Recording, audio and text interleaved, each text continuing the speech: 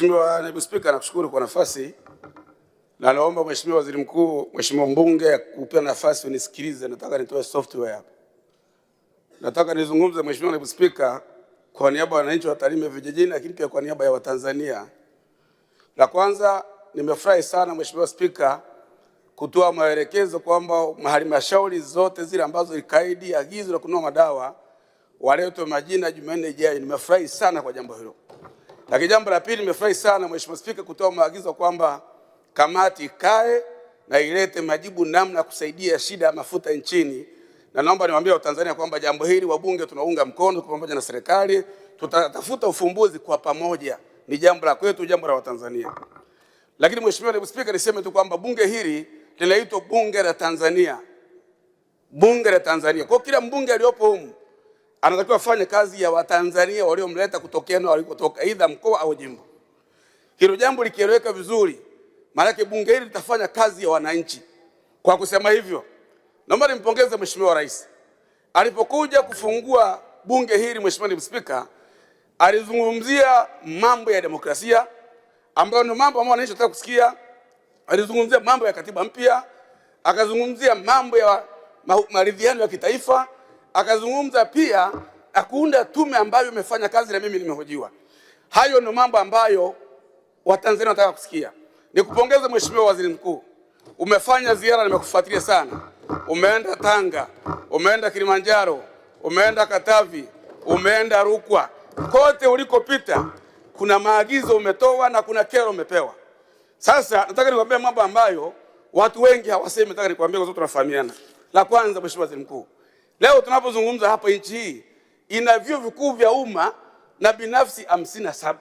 Kwa hiyo ukifanya ziara unaongea na wasomi wenzako hata kama hawana PhD. Kila kijiji kuna wasomi wa level ya msingi, kuna sekondari, kuna degree, kuna masters. Ndio maana watu usema jambo wanalifuatilia. Wanasema anasema nini, wanachanganua. Mheshimiwa Waziri Mkuu, umepewa kazi ngumu. Mimi nataka kufanya kazi mpaka wote mvi kabla ya miaka 5 kuisha. Kwa sababu kazi uliyopewa ni ngumu. Kazi ya kitaifa. Nataka nikuonyeshe Mheshimiwa Waziri Mkuu. Mheshimiwa Waziri Mkuu, sasa hivi umeleta mipango hapa ya mwaka mmoja, umetaja trilioni 1.7 mwaka 2028. Hiyo ni kazi. Ifanyike, madrasa patikana, matunda ya vyao. Waziri wa TAMISEMI alikuwa katibu mkuu. Tumemwambia kwenye kamati ya TAMISEMI, leo kwenye karne ya Waziri Mkuu, bunge la Tanzania linakaa kujadili kwamba shule imefungwa eti hakuna matundu ya choo. Watoto wanakalia mawe katikati ya utajiri huo. Hiyo kazi Waziri Mkuu, mtendaji mkuu, unayo kazi ya kufanya, tutakuunga mkono, pambana. Lakini Mheshimiwa Waziri Mkuu, umetaja mambo ya kusisitiza pale. Kwa mfano namba 5, makandarasi. Nenda wakupe taarifa makandarasi hasa wa maji na barabara hawajalipwa wazawa. Wamefilisika, wameuza nyumba, wamepoteza mwelekeo. Nenda mwalipe fedha zao.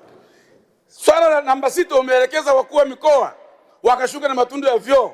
Tunatakiwa bajeti ya mwaka huu waje wakurugenzi na wa halmashauri hizi watuonyeshe mpango mkakati.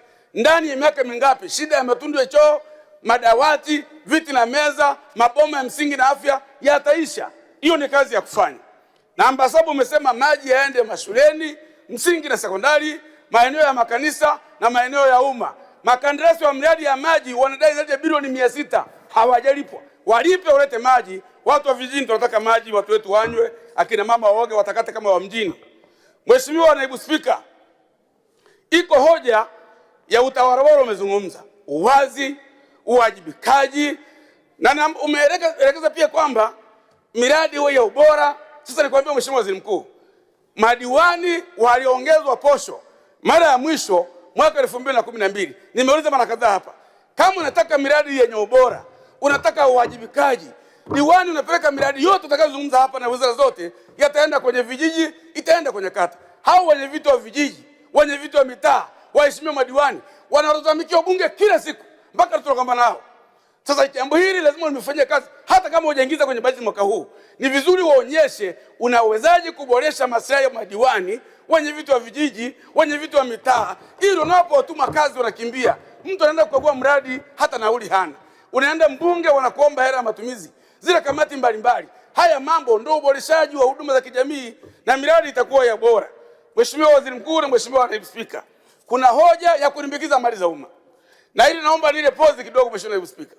Mheshimiwa Waziri Mkuu ulifanya ziara kwenye mikoa ile. Nataka nikwambie, mikoa ile ina wakuu wa mikoa, ina marasi, ina wakurugenzi, ina madedi, ina wakuu wa idara, watendaji wa kata, ipo kila sekta. Kwa nini uende wewe ndio uone shida? Kwa nini uende wewe ndio kuna mwanga uonekane? Au kwa nini mwenge uende kwenye wilaya ambayo kuna mtu ambaye analipwa mshahara miezi 12, miaka 60, permanent and pensionable, bila kumwasesi, kufanya tathmini? Hii kazi Mheshimiwa Waziri Mkuu ni ya kwako. Njoni na mpango. Sasa nikuulize, hivi wao hukumu mikoa hao, hivi ukiona vigezo kuna shida? Tukajua huyu ili apate ukuu wa mikoa, apate urasi, apate udedi, apate UDC, apate ukurugenzi, hawa wafanye kama ma-CEO wa private, wenye vitu wa bodies mbalimbali, watendaji wakuu, washindane.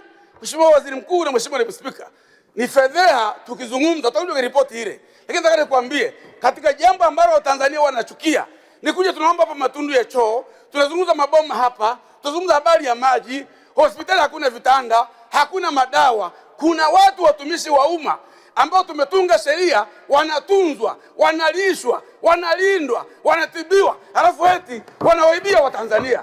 Na bunge hili likae kimya. Mheshimiwa Waziri Mkuu, tutakuunga mkono utakapokuja na mkakati ambao unaonyesha watu wote ambao ni watumishi wa umma wana mali ambazo hazieleweki, hajafanya biashara, hafanyi chochote, ila baada ya kupata chao tu. Ulisema tango uadilifu. Sisi tunataka sio kuandika makaratasi. Tunataka viongozi wa umma wataje mali hadharani, tuone namna ya kufanya. Hayo ndio maneno ambayo Watanzania wanataka. Mheshimiwa Naibu Spika, na bunge hili linataka lifanye kazi ya Watanzania.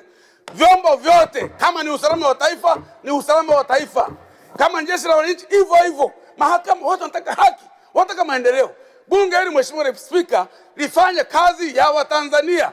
Na Mheshimiwa Waziri Mkuu, ni wakati wako, ni kizazi chako, una umri wa kutosha, una elimu ya kutosha, umepewa wasaidizi. Njoo na mambo ambayo watu wanalalamikia. Bunge hili linaonekana la maana, na waziri mkuu hako sio mbaya ukifanana kina Sokoine. Walikuwa wakitangaza, watu wanajificha, watu wanapoteza pesa. Ni kwa nini? Ni kwa sababu watu wanalalamikia mambo ambayo yanatakiwa yafanyie kazi, na mtekelezaji ni serikali. Mtendaji mkuu Lameck Muguru Nchemba, daktari, washauri, wasimamizi, bunge la Tanzania, kiongozi wao nao Zungu, na naibu spika umekaa hapo, na waheshimiwa viongozi wengine. Haya mambo Mheshimiwa Waziri Mkuu ukiyafanyia kazi, tabasamu la Watanzania lipo nje. Tabasamu la Watanzania lipo nje. Na sisi mkubali kwamba ni kioo. Sisi Beckmanshite ni kioo. Unapokuwa unajiangalia, nitakwambia taa imekaa vizuri, taa imekaa vibaya, hapo una doa, nenda kaoge. Usinichukie. Penda wenye akili.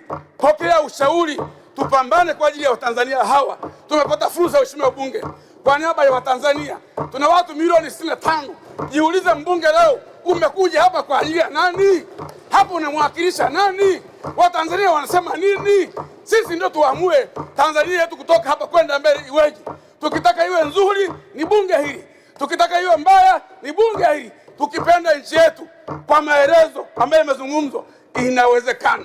Rasilimali zipo na watu wapo na elimu mnayo na fursa mmepata na bahati ya kuingia kwenye bunge hili. Mheshimiwa Bunge mnaro. Mungu awabariki sana, asante sana. Asante sana.